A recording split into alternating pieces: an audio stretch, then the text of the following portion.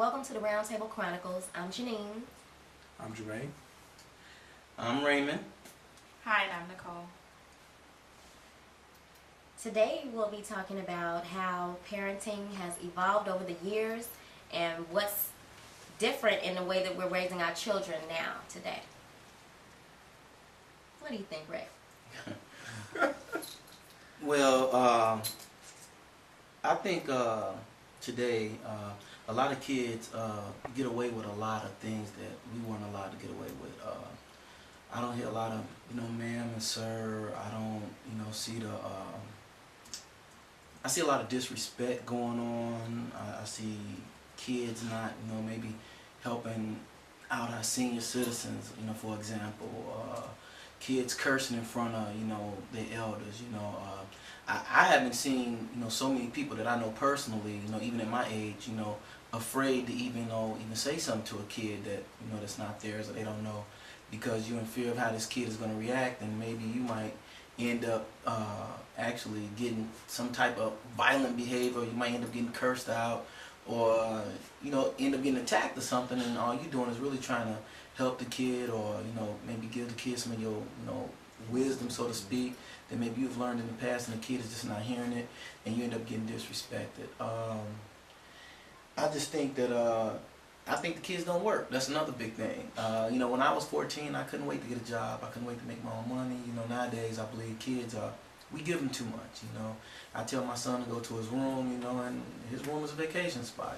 He got a flat screen, DVD, PlayStation, Wii, all those things that we shower our kids with, and half the time they don't deserve it. I'm still getting C's and, bad behavior marks. I think my son is in high school, it's a junior. And just about every day my phone rings, tell me he's late for class, or he just didn't go to class. So, a lot of times we reward kids for not actually doing the things they're supposed to do. So I think that's a big difference, because I think we give them too much. What do you think, Jermaine? Well, I agree wholeheartedly to the statement. I would have to say most of the problem, I think, probably goes to the fact that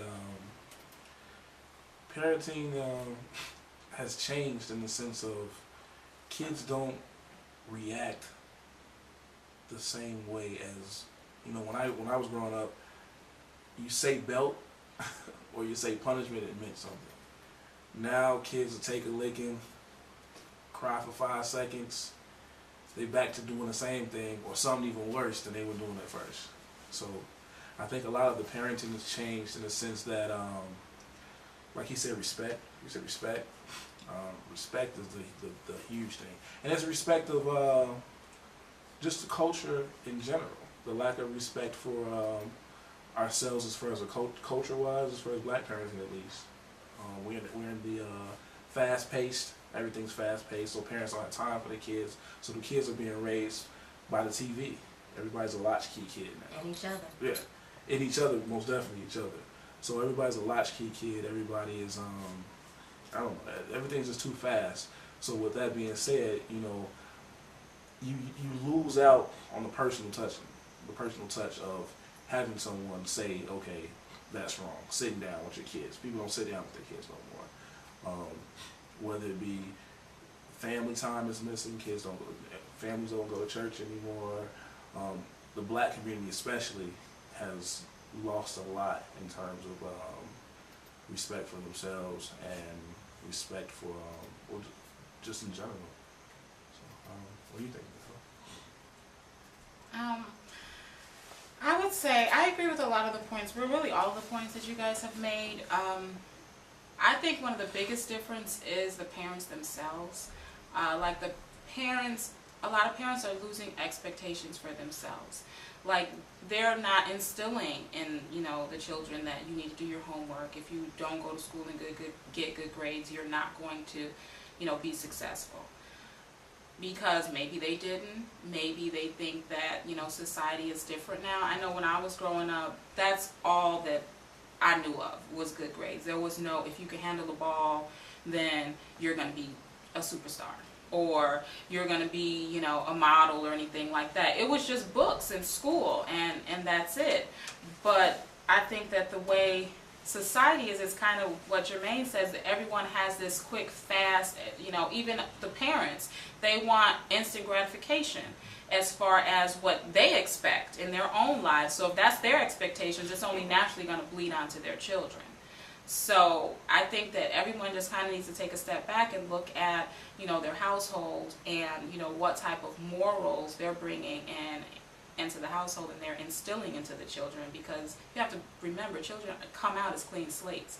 They know nothing until you teach them or show them something, and then that's all they have to go off of. So that's what I think. I don't know, Janine. Well, being that it is, I'm a mom, I try to follow my mother's footsteps as far as how she raised us, and don't talk in grown folks' conversation, and all of that. And my child's an angel. But kids just don't have respect anymore. There's no structures, there's no discipline. Parents getting younger and just letting kids run wild. That's all it is. And to kind of finish this up a little bit, I just want to say, and I'm sitting there thinking, because I have a gang of kids, by the way, but I'm sitting there thinking, I think a lot of it, the responsibility lies on the parents. I know a lot of times we chasing our own dreams and our own goals, and sometimes we forget about the kids. Jermaine was just talking about family time. I used to try to have family movie night, and that was like, it was trying to get everybody together to sit down and actually watch a movie without cell phones, without PSPs, and getting the kids to just focus on family is gone, because everybody's text messaging. Everybody's worried about getting back on Facebook. Nobody is sitting there taking time out for the family, and a lot of times it's because of the things we want. We don't really need to extend ourselves to the point where we're both working 120 hours just to have certain things. I think back in the day, how parents didn't mind living in like lesser places for the family. I can't afford this, I can't afford it.